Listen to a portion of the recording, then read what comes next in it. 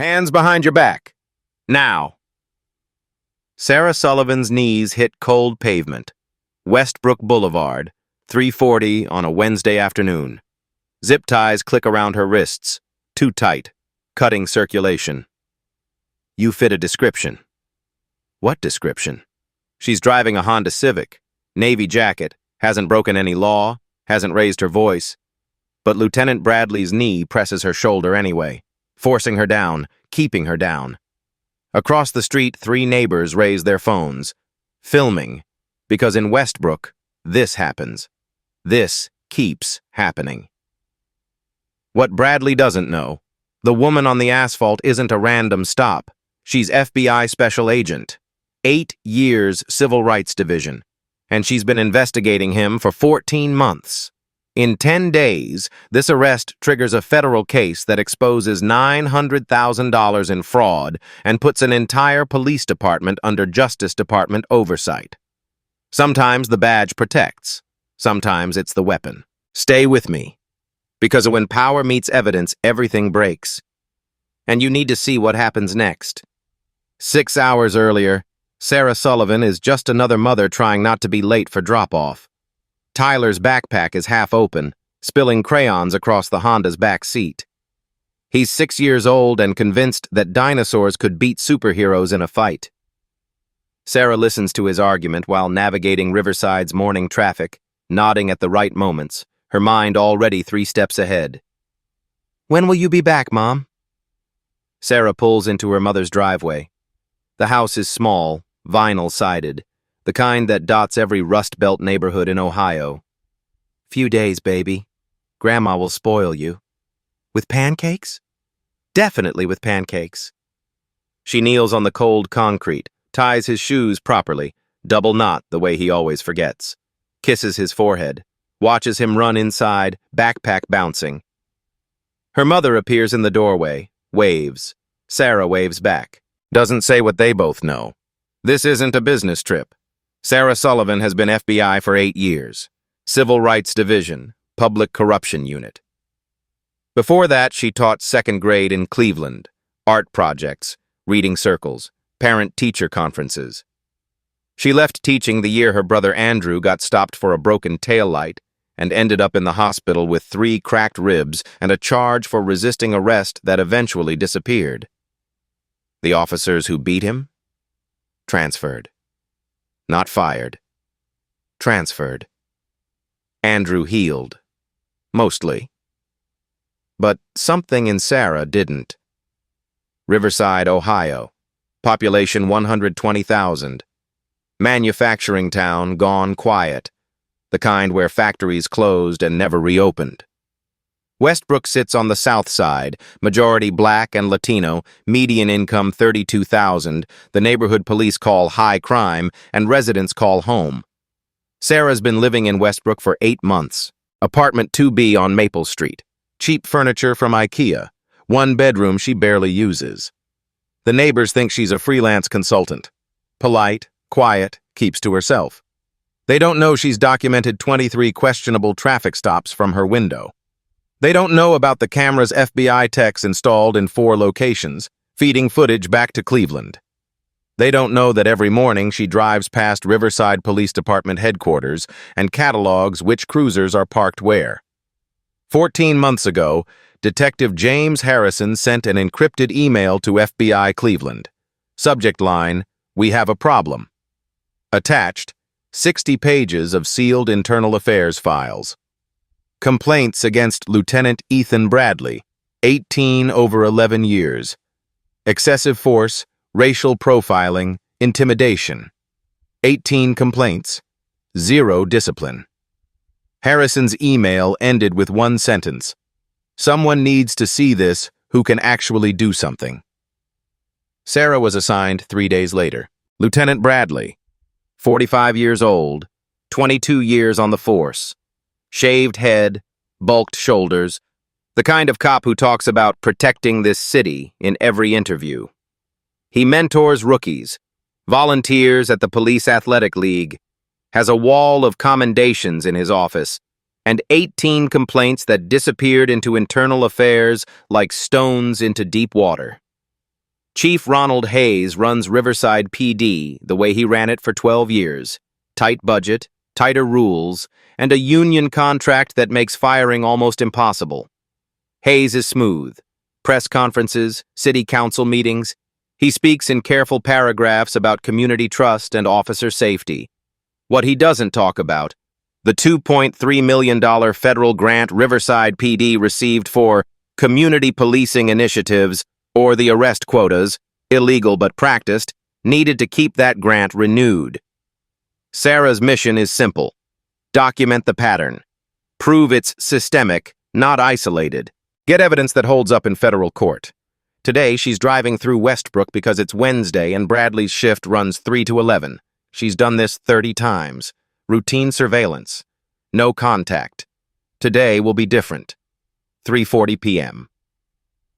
Sarah's Honda Civic signals left onto Westbrook Boulevard. 2 blocks behind, Bradley's cruiser, number 412, appears in her rear view. She notes it, doesn't react. Routine. He's patrolled this route every Wednesday for 6 months. She has the data. Then his lights flash. Sarah checks her speed. 32 in a 35 zone. Turn signals working. Registration current. No reason. She pulls over anyway, muscle memory from the talk every black parent gives their kids. Hands visible. Comply. Survive. Engine off. Hands on the steering wheel at 10 and 2. She watches Bradley in the side mirror. He's not moving yet. He's on his radio. 10:39, Westbrook and 5th. Female driver, black, late 30s. Matches description. Sarah's jaw tightens. Matches what description? There's no active bolo. She checked this morning. Bradley's door opens. Boots hit asphalt. Heavy sole, deliberate cadence. He takes his time crossing the 12 feet from cruiser to her window. Sarah counts his steps. 7. License and registration. She hands them over. May I ask why I was stopped, officer? You fit a description. Description of what exactly? Bradley's hand rests on his belt near the taser. Step out of the vehicle. This is escalation. Standard traffic stop protocol. Verify documents. Issue warning or citation. Done. This isn't standard. Sarah knows it. Bradley knows she knows. Officer, I haven't been informed of any violation. Don't make this difficult. Sarah steps out. Hands visible, movements slow. No sudden gestures. She's 5'6", 130 pounds, wearing a navy jacket and jeans. Not threatening, not resisting, just asking questions. Backup arrives. Officer Derek Walsh, 29, 4 years on the force, Bradley's protege. Walsh positions himself at Sarah's passenger side, flanking, tactical. ID again, Bradley says, though he's holding her license. You have my ID, sir. Turn around. Am I being detained or am I free to go? Wrong question. Legal question. The kind that makes cops defensive when they don't have justification. Hands behind your back. On what grounds? Obstructing an officer. Sarah hasn't moved, hasn't raised her voice, hasn't touched anyone. But Bradley's already pulling the zip ties. Across the street, Eleanor Davies, 68 years old, retired nurse, Westbrook resident for 40 years, steps onto her porch. She sees a black woman, hands behind her back, being forced to her knees. She's seen this before. She pulls out her phone. 2 other neighbors do the same. 3 angles. 4 minutes, 12 seconds of footage. Bradley's knee presses Sarah's shoulder, pushing her forward. Unnecessary force. She's compliant. She's not resisting.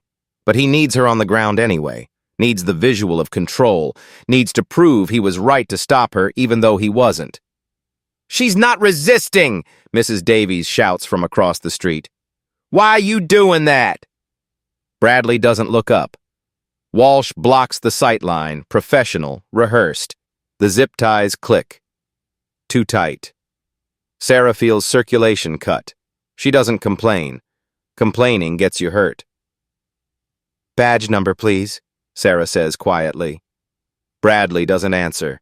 They lift her, hands, not elbows, the way they're trained not to, and walk her to the cruiser.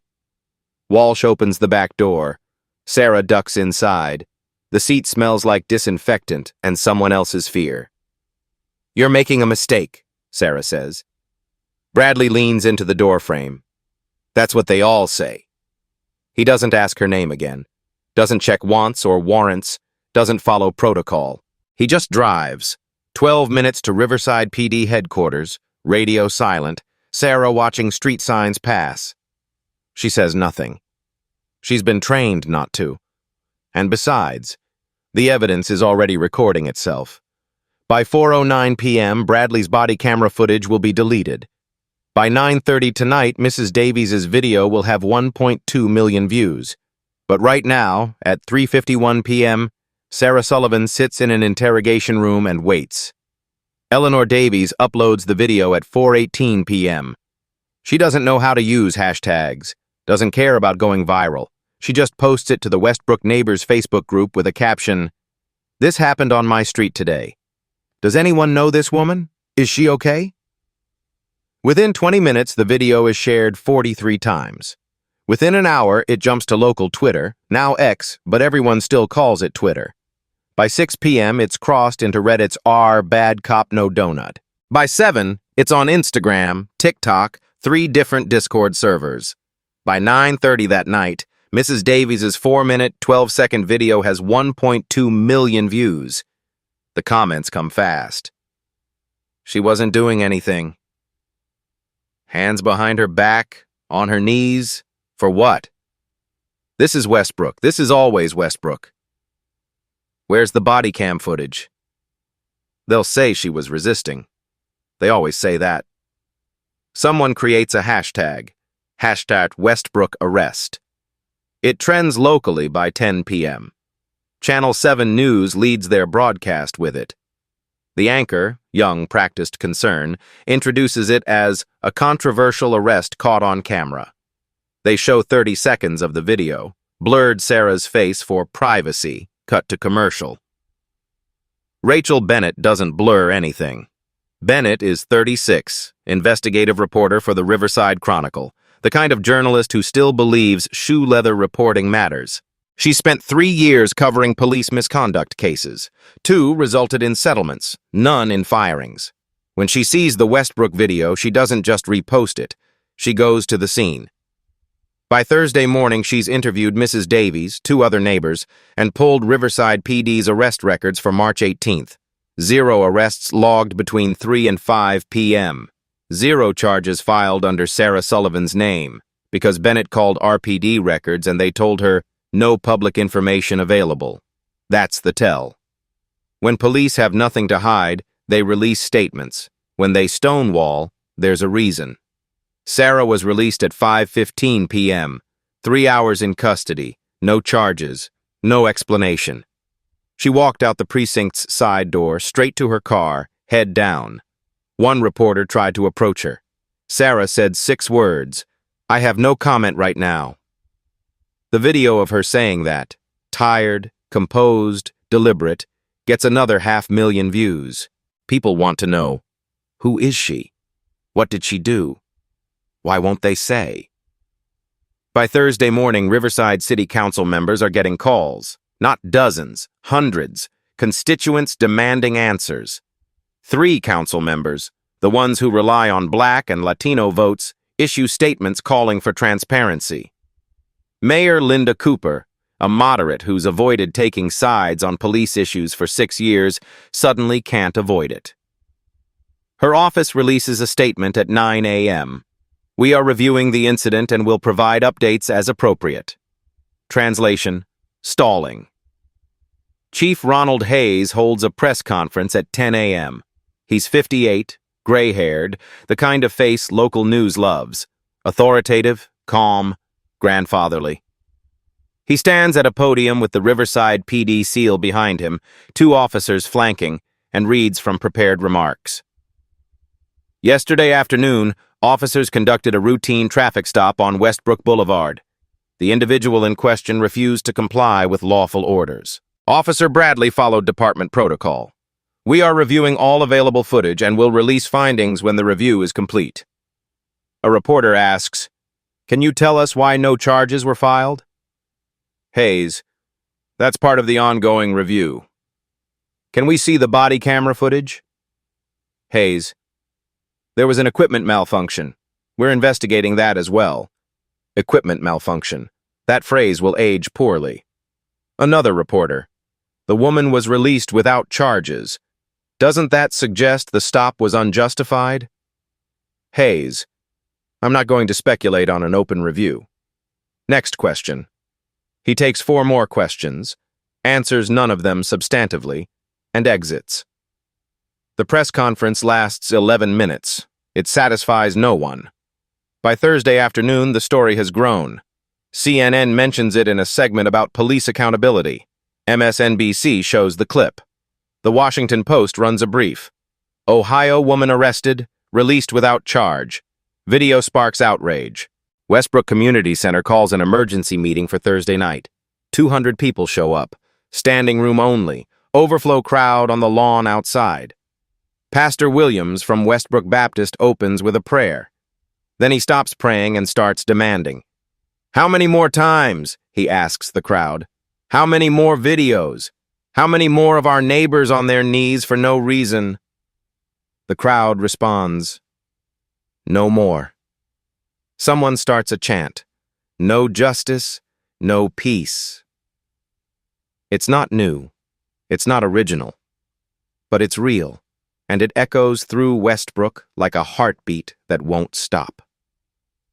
Detective James Harrison attends the meeting.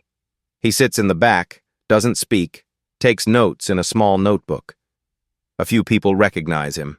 The IA detective, the one who's supposed to investigate misconduct, and give him hard looks.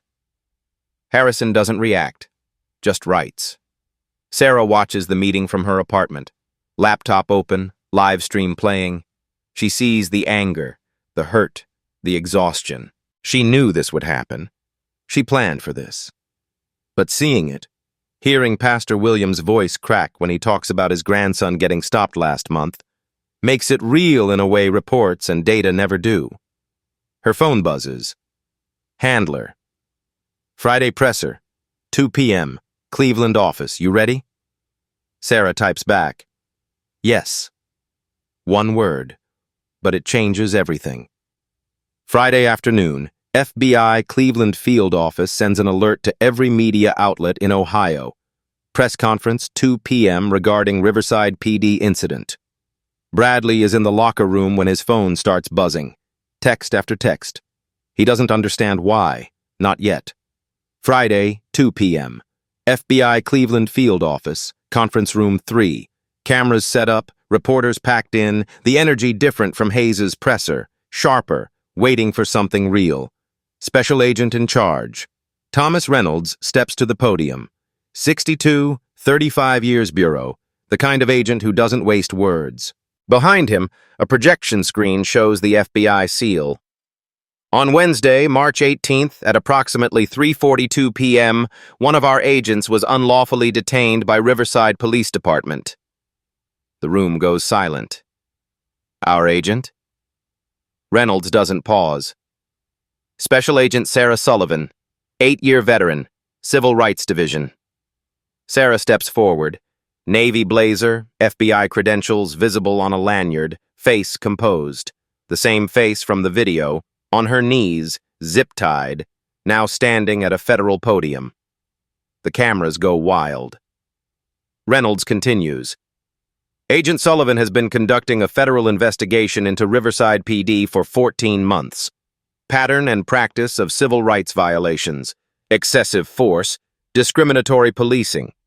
Wednesday's arrest, while Agent Sullivan was conducting lawful surveillance, is now part of our evidence. A reporter shouts, "Did the officers know she was FBI?" No. The stop had no legal basis. We are reviewing for potential federal civil rights violations under Title 18, Section 242. Another voice. What did she do to get arrested? Sarah leans toward the microphone. Her voice is steady, professional, the tone of someone who's testified before. I asked if I was free to go. That was the extent of my non-compliance. Were you targeted because you're black? I was targeted using the same tactics I've documented 23 times in 8 months. Pretextual stops, vague justifications, escalation without cause. The difference is, I have a badge. The other 23 people didn't. The room erupts. Questions overlapping, reporters standing, camera flashes, despite the room being fully lit. Reynolds holds up a hand. We'll release a full statement Monday. This investigation is ongoing. We have significant evidence, and we will pursue it federally. The press conference ends at 2:18 p.m. By 2:30, every outlet has the story. FBI agent arrested while investigating police department. Federal investigation into Riverside PD revealed. Undercover agent detained during surveillance operation. The narrative shifts. It's no longer black woman unjustly arrested, though it's still that. Now it's they arrested an FBI agent investigating them. Now it's federal. Now it's institutional collapse waiting to happen. Riverside City Council calls an emergency session for Monday. Chief Hayes releases a statement, not a press conference, just a written statement through the police union. We had no knowledge of any federal investigation. We are cooperating fully. Officer Bradley's actions are under internal review. Internal review. The same process that cleared him 18 times before. Lieutenant Bradley is placed on administrative leave. With pay. Standard procedure. His attorney releases a statement. Lieutenant Bradley acted in accordance with his training and department policy. We look forward to a full and fair review. The Riverside Police Union holds its own press conference at 4 p.m. Union President Gary Mitchell, 30-year veteran, graying mustache, American flag pin on his lapel, stands with 6 officers behind him. We had no knowledge Agent Sullivan was conducting an investigation. Our officer followed protocol. This feels like entrapment, and we question the FBI's motives. Why Riverside? Why now? Why this vendetta against hard-working officers who protect this city every day? The word vendetta gets traction on conservative media. Fox News runs a segment, FBI sting operation or political targeting. The line between accountability and martyrdom gets blurrier. Social media splits. # Westbrook. Arrest becomes # FBI vs Riverside PD. Comments divide. Finally, accountability versus they set him up. Sarah's phone explodes. Messages from people she hasn't spoken to in years. Threats from people she's never met. Support from Westbrook residents. Thank you for not forgetting us. She turns the phone off. Sits in the FBI safe house. She's been relocated, protocol, and stares at the blank wall. The power has flipped. She's not the victim anymore. She's the investigator. But the real evidence, the kind that ends careers and changes systems, hasn't dropped yet. The FBI doesn't make allegations without receipts. Over the next 5 days, those receipts arrive, one devastating piece at a time. Saturday, March 21st, Receipt 5. Rachel Bennett publishes a 6,000-word investigation in the Riverside Chronicle. Headline, The Receipts, How Riverside PD Built a Culture of Impunity. She's obtained the sealed internal affairs files. All of them. Someone, Bennett won't say who, leaked 60 pages of complaints, investigations, outcomes. The paper publishes excerpts online, searchable database included. Lieutenant Ethan Bradley, 18 complaints over 11 years. 14 sustained, meaning internal affairs found them credible, proven. 4 unfounded. 18 total. The charges, excessive force, 9 times. Racial profiling, 6 times. Intimidation, 2 times. Unlawful detention, 1 time. The outcomes, 0 suspensions, 0 demotions. 2 verbal warnings, not written, verbal. 16 complaints simply closed with officer counseled. Bennett breaks down the demographics. 16 of 18 complaints came from Black or Latino residents. 2 from white residents, both dismissed as unfounded. One complaint filed in 2021. Officer Bradley used a racial slur during traffic stop. 3 witnesses corroborated. IA finding insufficient evidence to substantiate. Insufficient evidence. Despite 3 witness statements, despite the complainant's written account, despite the pattern. The article includes a chart. Complaints per officer, department-wide. Bradley isn't alone. 23 officers have 5 or more complaints each. Total complaints across the department, 52 in 5 years. Discipline outcomes, 3 officers received written reprimands, 0 fired. The comments section fills within an hour. People from Westbrook posting their own stories. Bradley stopped me in 2019. Same tactics. Walsh searched my car, found nothing, kept me there an hour. I filed a complaint, never heard back. The data isn't abstract anymore. It has names, faces, neighborhoods. Sunday, March 22nd. Receipt 6. FBI releases radio dispatch recordings from March 18th. Full audio, timestamps intact, uploaded to a public server. 3:41 p.m., 1 minute before Bradley pulled Sarah over. Dispatch, this is 412. Requesting backup, Westbrook and 5th. Female driver matches description. Dispatch. Copy 412. What's the description? Bradley. Suspicious behavior. Need another unit. Walsh arrives 4 minutes later. The backup Bradley requested before he even made contact. Analysts note, there was no active BOLO that day, no APB, no description to match. Bradley decided to escalate before he had justification. The recording goes viral. He called for backup before stopping her. Premeditated. This wasn't a traffic stop, this was a setup. Chief Hayes's Friday statement, routine traffic stop, now sounds like a lie, because it is. Monday, March 23rd. Receipt 7. FBI cyber forensics team releases their report on Bradley's body camera. The footage wasn't corrupted, it was deleted. Metadata timestamps show the file was erased at 4:09 p.m., 18 minutes after the incident. Manual deletion, not equipment failure. The deletion required supervisor-level credentials. Only 3 people in the department have that access. Chief Hayes, Deputy Chief Allen, and supervisors with IA override, including Lieutenant Bradley. Bradley deleted his own footage. The report goes further. In the past 18 months, Bradley's body camera has had equipment malfunctions 9 times, 9 incidents, 9 missing files. Other officers average 0.3 malfunctions per year. Bradley's rate, 6 times higher. Statistical analysis. Probability of 9 random malfunctions in 18 months for 1 officer while departmental average is near 0, less than 1%. It's not malfunction, it's pattern. Hayes's statement about equipment issues collapses. The equipment worked fine. Someone just deleted the evidence. Tuesday, March 24th. Receipt 8. This one hits hardest. FBI subpoenas phone records. They find a group chat. 9 officers, active for 6 months. The chat is named Real Police Work. Participants include Bradley, Walsh, 3 supervisors, 4 patrol officers. The FBI releases redacted excerpts. Redacted not for investigation purposes, for publication standards. The actual content is worse than the summaries. Sample messages, paraphrased for compliance. February 10th. Westbrook detail tomorrow. Time to make our numbers. February 28th. Shared meme mocking civilians who know their rights. March 5th.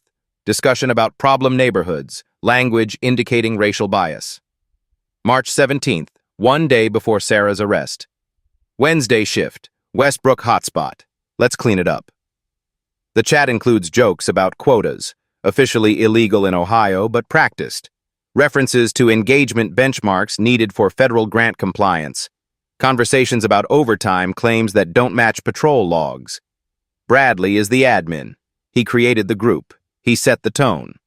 The Columbus Dispatch runs an editorial. Not one bad apple. This is the orchard. Ohio Civil Liberties Union calls for DOJ intervention.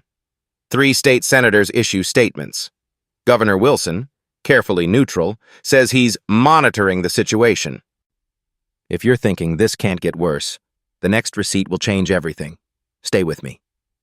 Wednesday, March 25th, Receipt 9. The money.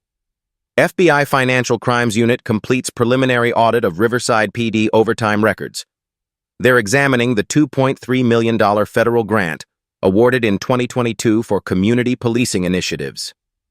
The grant has requirements, benchmarks, measurable outcomes, number of community engagements, foot patrols, public events, and arrests, not explicitly required, but tied to effectiveness metrics. To keep the grant, Riverside needed numbers. The audit finds anomalies: $890,362 in questionable overtime claims, 23 officers, 18 months. The pattern: officers claimed overtime for community engagement activities, but GPS data from patrol vehicles doesn't match the timesheets. Example: Bradley claimed 78 overtime hours in February 2024. His cruiser's GPS shows the vehicle was parked at his home address for 31 of those hours. He was paid for overtime he didn't work. Another example: Walsh claimed 62 hours over 2 pay periods.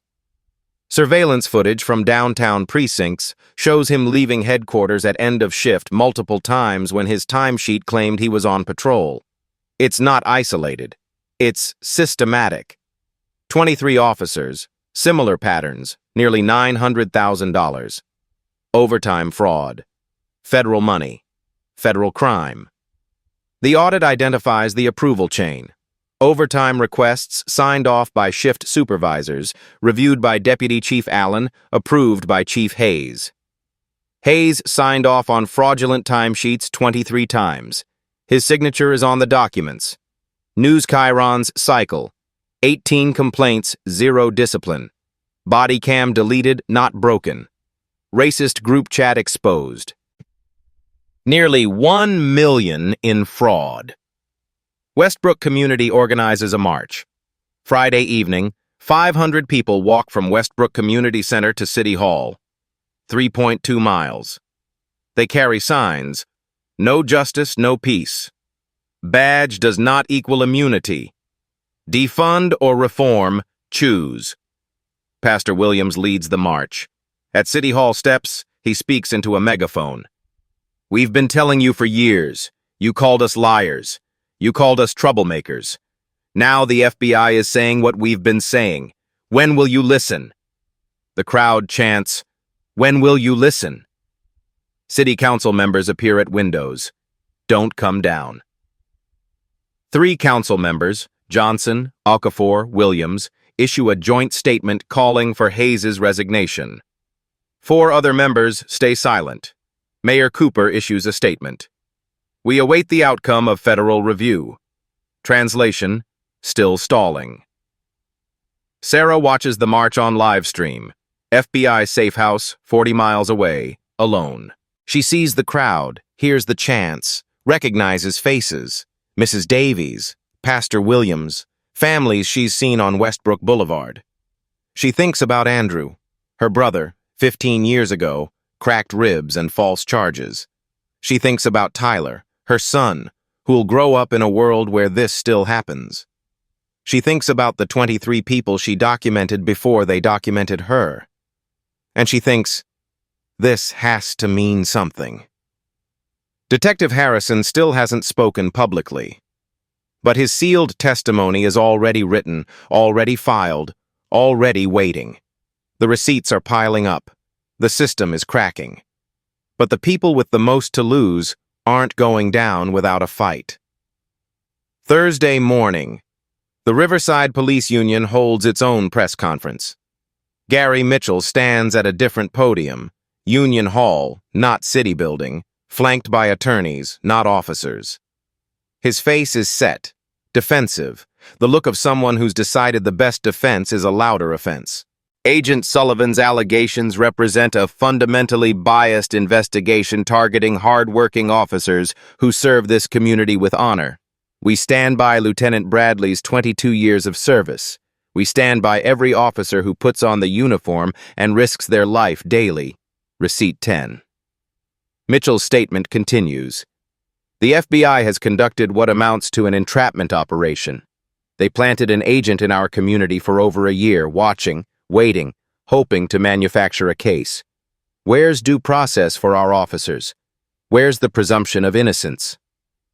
He doesn't mention the 18 complaints, doesn't mention the deleted footage, doesn't mention the text messages or the $900,000. Instead, we question the FBI's motives. Why Riverside? Why target a department with a proven track record of community safety? Crime in Westbrook is down 18% over 3 years. That's because of these officers. The cameras eat it up. Fox News runs a segment within hours. Union questions FBI sting tactics. Conservative talk radio picks it up. By evening, the counter-narrative is alive. Sarah entrapped good cops. Federal overreach. Political targeting. The Union releases a highlight reel of Bradley's service. Commendations. Community events. Photos with local kids at the Police Athletic League. 22 years. Dedicated officer. Family man. They don't include the complaints. Those aren't part of the story they're telling. Social media campaigns launch. Support RPD trends locally. #Blue Lives Matter counterposts flood the Westbrook conversation. The comment sections turn ugly. Threats mixed with support. Racism dressed as patriotism. Sarah's name gets doxxed Thursday afternoon. Someone posts her apartment address on a pro-police forum. Her license plate number.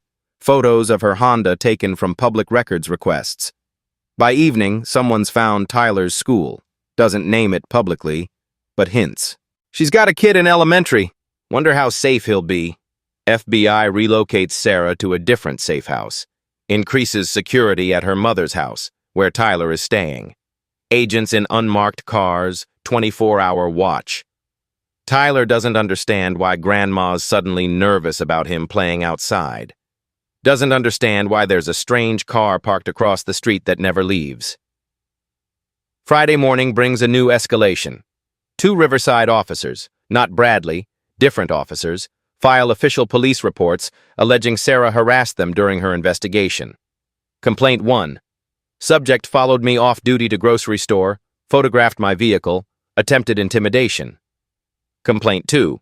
Subject trespassed on restricted police property, refused to identify herself when confronted. Both reports are dated Friday, 3 days after Sarah's identity was revealed. Both are obvious retaliation. But they're official now, part of the record. Something defense attorneys can point to later. See? She was the aggressor. Rachel Bennett continues publishing. Her inbox fills with messages, half support, half threats. Race-baiting journalist. You're destroying good men's lives.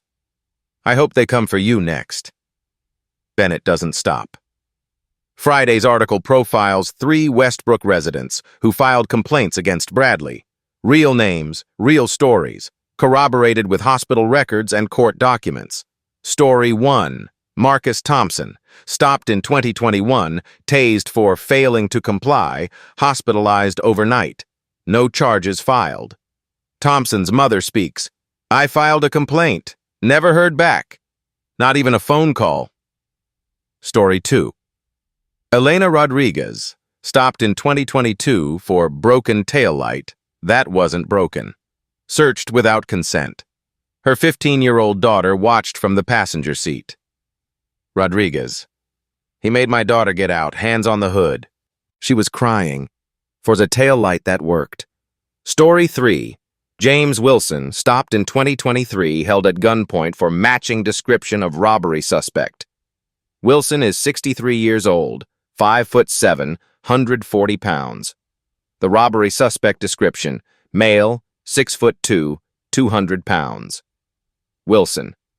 I knew it didn't match. He didn't care. 3 stories. 3 complaints filed. 3 times nothing happened. Now people are listening. City Council meets Friday evening. The chamber is packed. Fire marshal has to enforce capacity limits, overflow crowd outside. 4 council members, Johnson, Okafor, Williams, Chen, call for Hayes's immediate resignation and independent federal oversight. 3 members, Patterson, Russell, Martinez, defend the department, cite union concerns, caution against rushing to judgment. The vote is 4-4. Mayor Cooper casts the tiebreaker. No action yet. Wait for federal investigation to complete. Translation: protect Hayes until it's legally impossible. Outside, the crowd chants, peaceful but angry. No justice, no peace. Fire Hayes now. Our streets, our safety. Inside the FBI safe house, Sarah sits alone. Her phone, new number, given to family only, rings. Mom. Tyler's asking when you're coming home. What do I tell him? Sarah closes her eyes. Tell him soon. Is it worth it? Her mother asks. Not accusatory, genuinely asking. Sarah thinks about Andrew, about Mrs. Davies holding up her phone, about Marcus Thompson's mother who never got a call back, about Elena Rodriguez's daughter crying on a car hood. It has to be, Sarah says, but she's not sure anymore. She calls her FBI handler. If I pull out, does the case proceed? We have enough to move forward without you testifying in person, the handler says. Your call. Sarah sits in the dark. Generic apartment, blank walls, impersonal furniture. Nothing here is hers. Nothing here is home. She thinks about quitting, about going back to Tyler, about teaching second grade again, art projects, reading circles, nobody threatening her family. She thinks about the badge, her badge, the one that's supposed to protect people. And she thinks about Bradley's badge, the one that became a weapon. The decision takes all night. Sunday morning, she texts her handler. I'm in. Let's finish this. 3 words, but they seal it. Sunday afternoon, Detective James Harrison's sealed grand jury testimony leaks to the press, and everything changes again. Safe house in suburban Cleveland. Saturday night before the leak. Sarah sits in the dark, phone off, door locked. She's faced down organized crime. White-collar fraudsters who smiled in depositions and threatened witnesses in parking lots. Corrupt officials who controlled entire counties. She's testified in federal court 11 times. Never flinched. This feels different. Maybe because this time it's personal. Not the case. She's supposed to stay objective, supposed to treat it like any other investigation. But Andrew's face keeps appearing in her mind.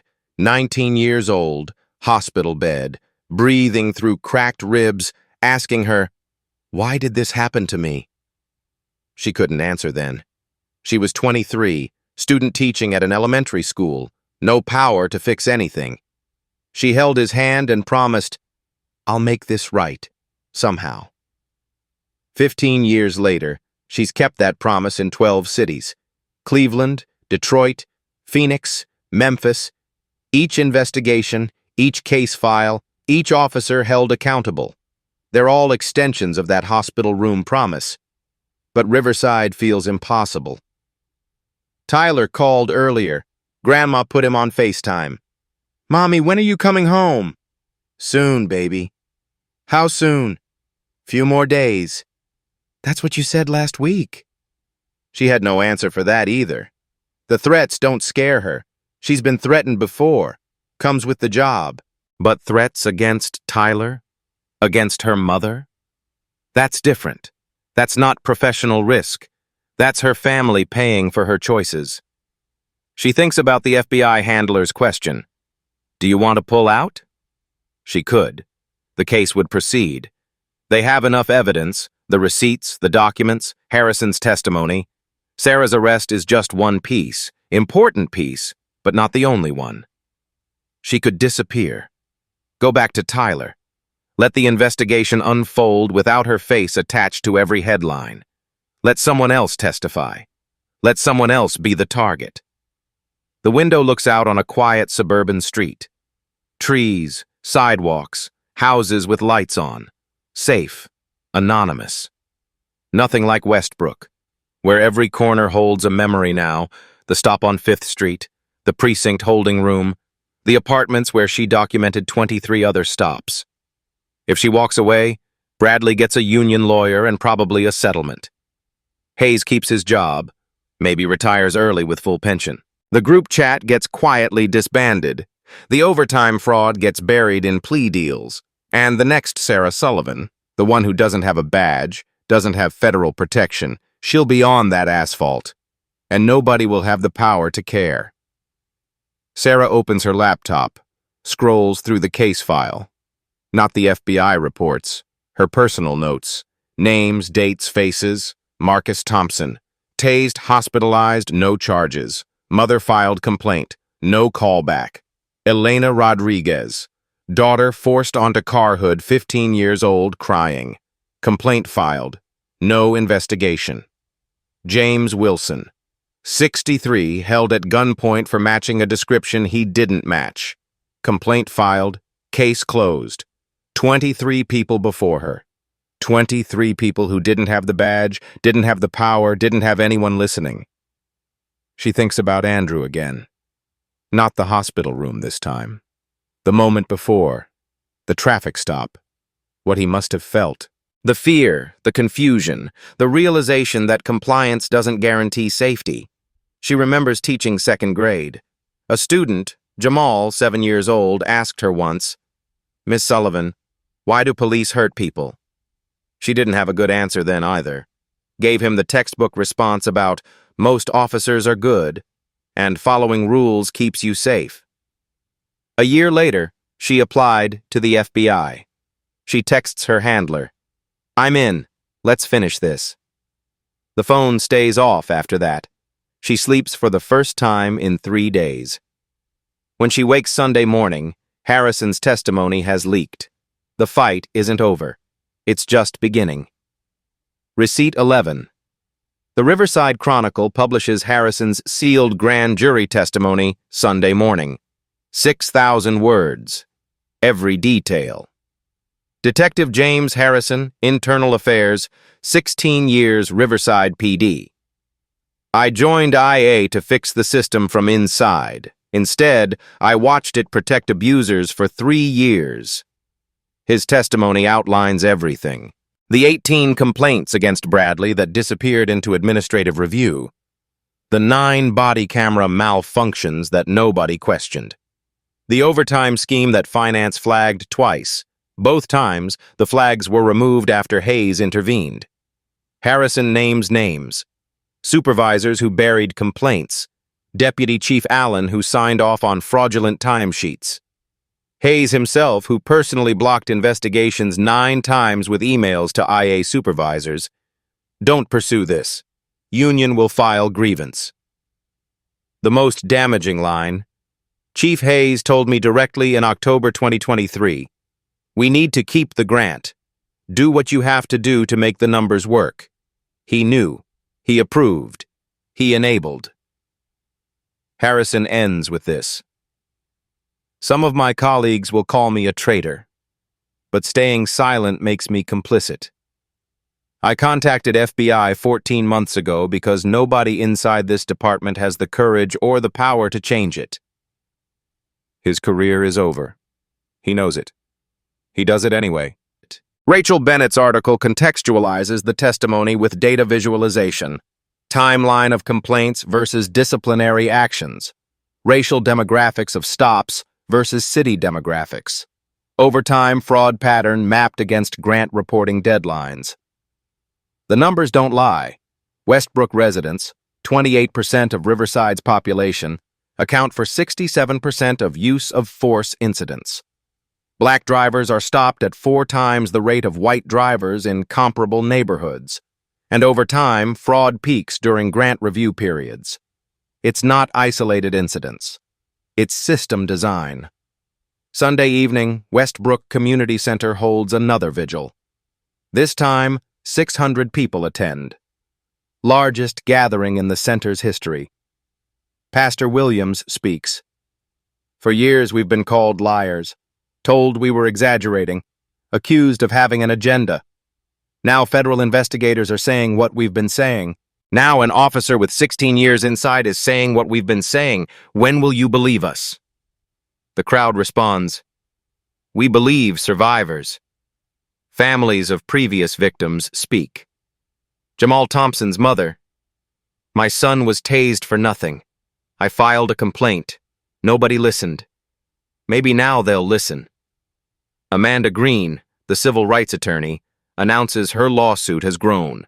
8 plaintiffs last week, now 23, more coming forward daily. "This isn't about money," Green says. "This is about accountability. This is about making sure what happened to Sarah Sullivan, to Marcus Thompson, to Elena Rodriguez, making sure it can't happen again."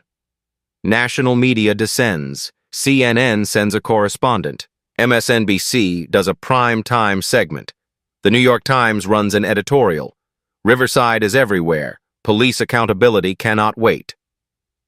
Ohio Attorney General announces a state-level parallel review, not replacing federal investigation, supplementing it. City Council shifts. Mayor Cooper, sensing political winds, issues a new statement. "In light of recent revelations, I support bringing in federal oversight." Too late to be leadership, but it's movement. Hayes remains defiant. His attorney releases a statement. "These allegations are false. Chief Hayes will be vindicated." But Hayes doesn't hold a press conference, doesn't appear publicly, just releases statements through lawyers.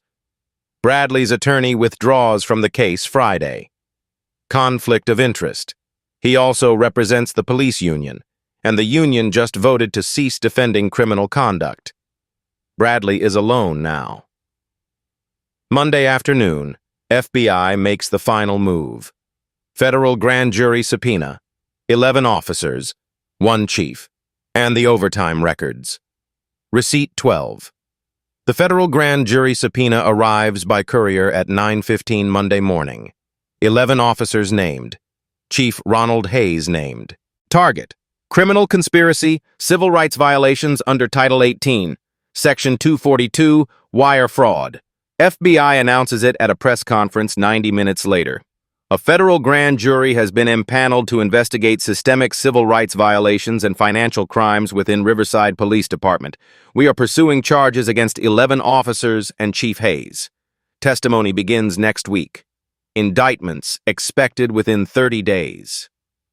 The charges under investigation: deprivation of rights under color of law, falsifying federal documents, wire fraud conspiracy, obstruction of justice. Maximum penalties: 10 years federal prison for civil rights violations, 20 years for wire fraud. Terms run consecutively, not concurrently.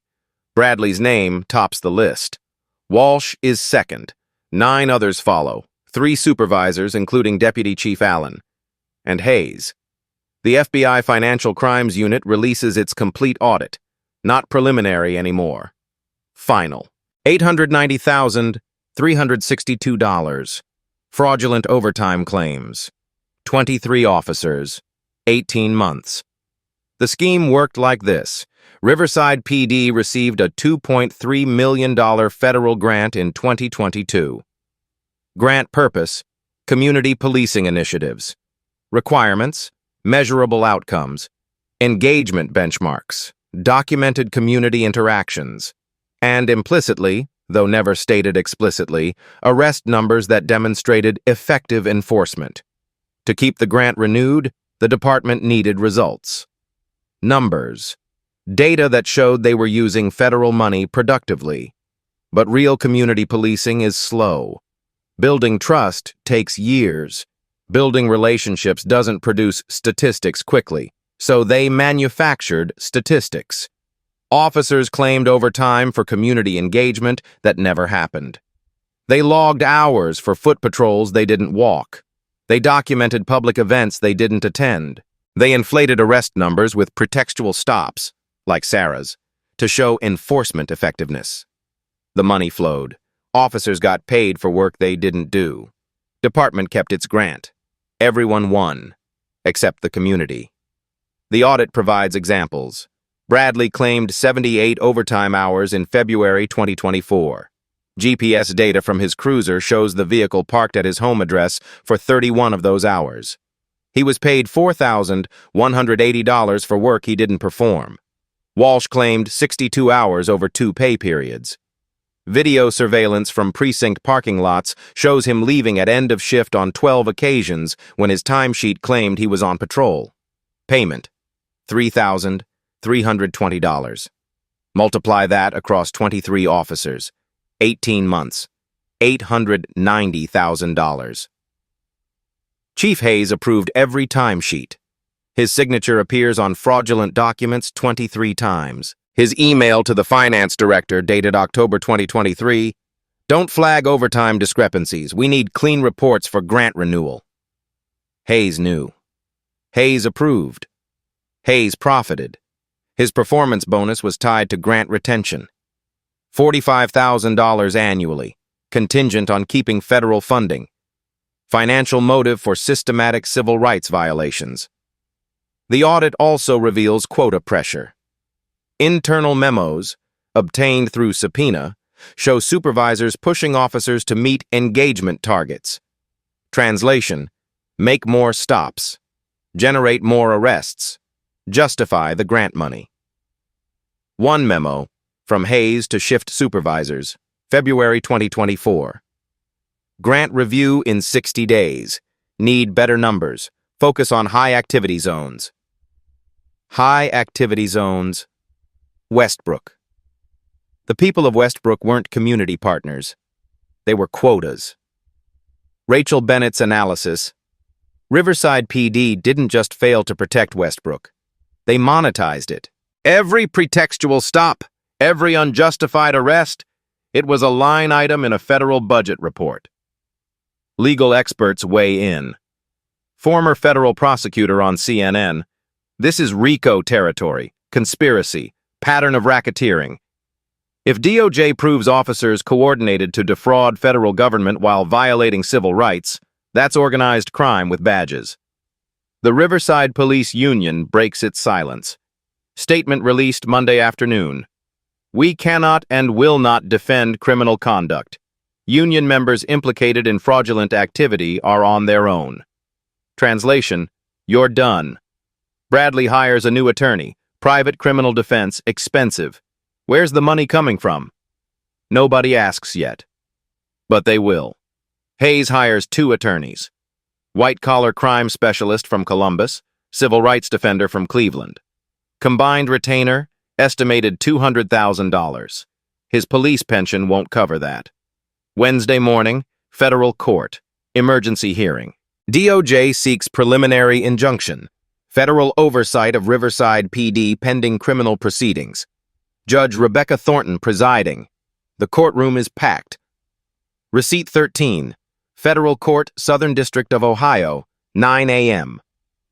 Judge Rebecca Thornton, 52, 15 years on the bench, appointed by a Republican president, known for being tough on corruption, enters. Everyone rises. This isn't a criminal trial. Trials come later. This is an injunction hearing. DOJ wants federal oversight now, not after convictions. They want to stop ongoing harm while prosecutions proceed. DOJ attorney presents first. Your Honor, we're not asking you to determine guilt.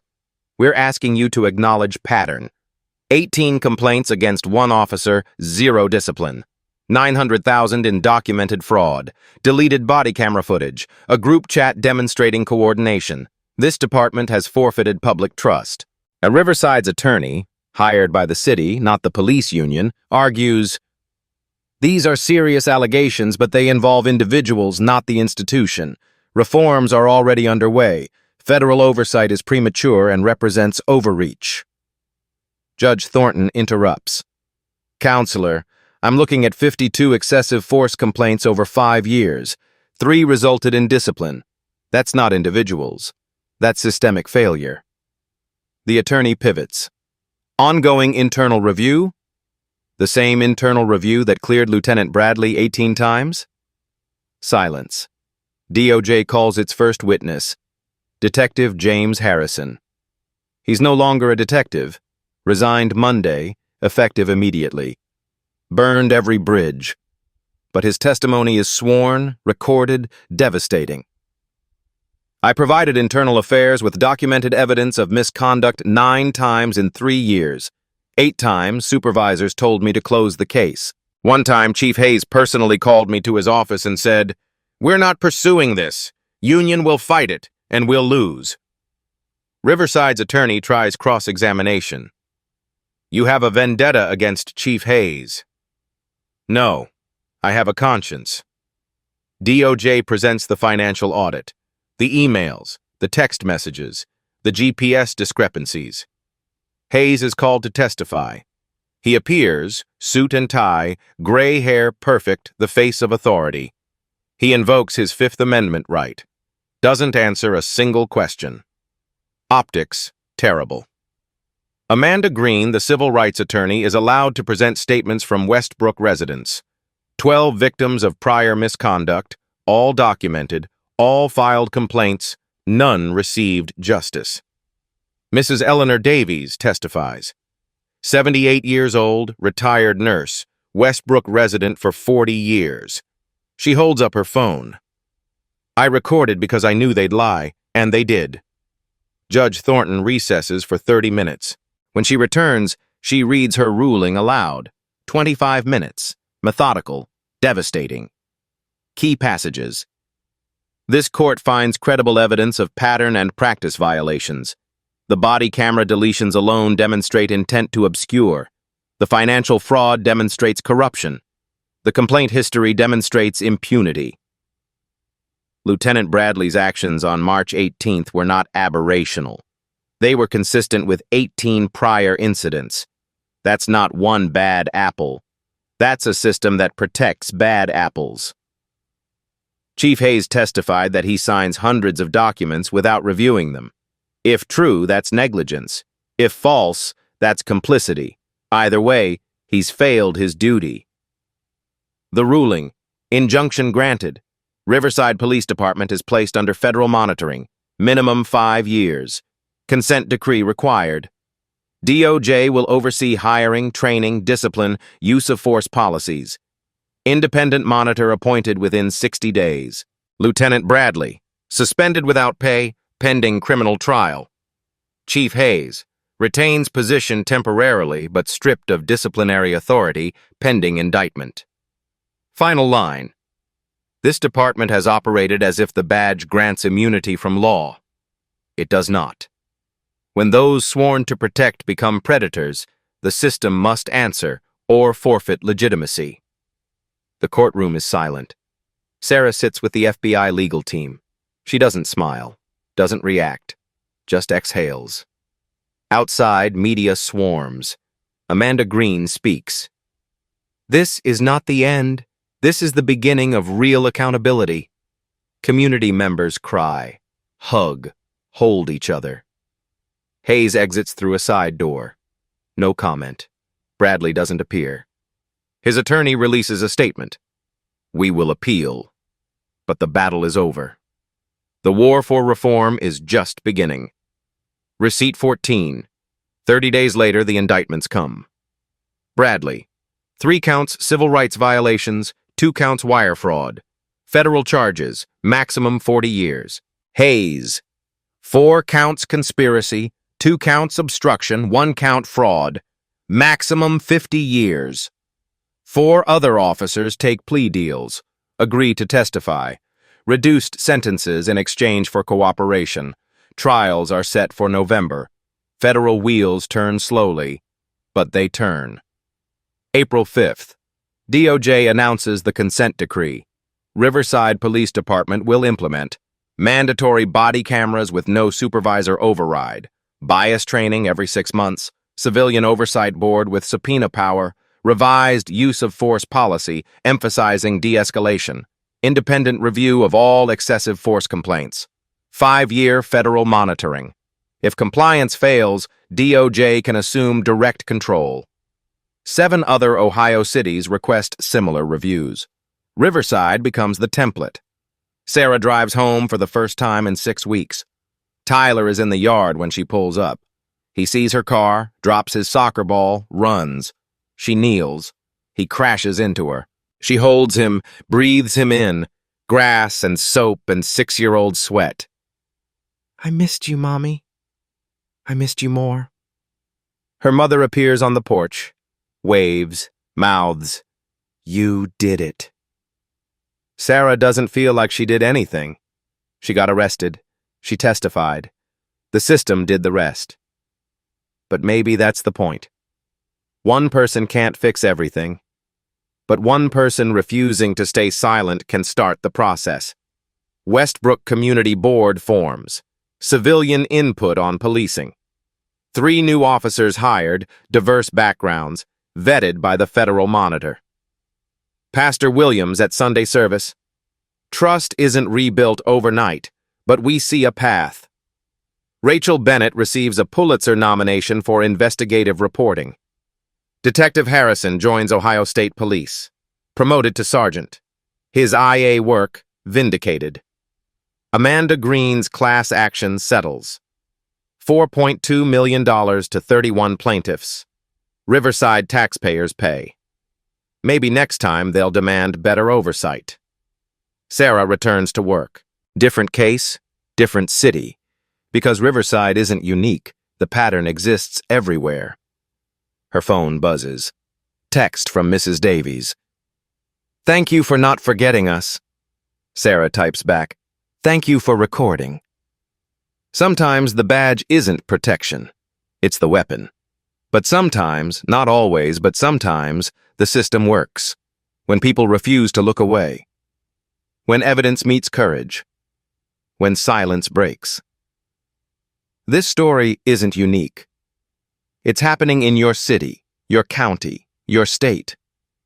The question is, who's watching? Who's recording? Who's willing to stand?